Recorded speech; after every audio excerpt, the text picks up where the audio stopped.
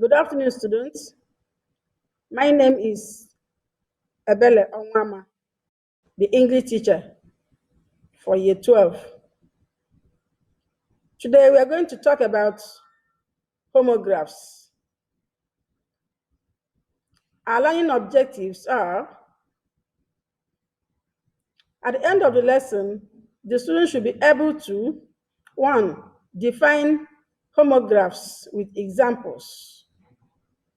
2, identify homographs in sentences with their different functions and meaning. 3, they should be able to make sentences using homographs effectively.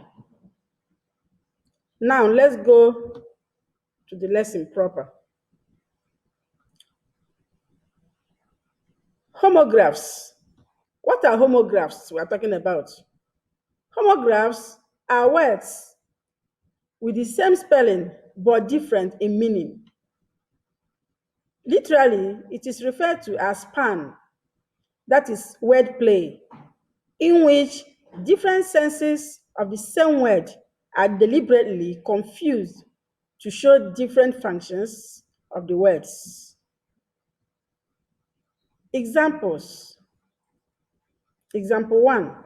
This house cannot house the both of you. This house cannot house the both of you.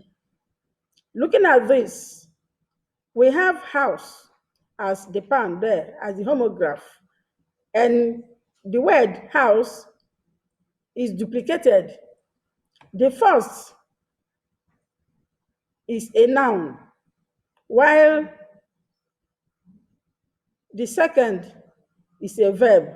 This house, an object, a place, cannot house the both of you. Even in the sound, the first one sounds s, house, while the second one sounds z, house, to show that the first one is a noun, while the second one is a verb. So that is homographs we're talking about, using a word in different places, the same spelling of word, but different meanings. Example 2, please, can you train me on how to drive a train? Can you train me on how to drive a train?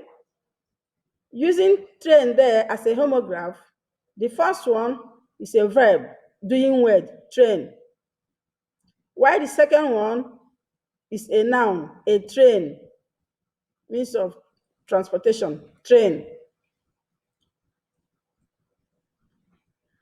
Now, let us look at this together.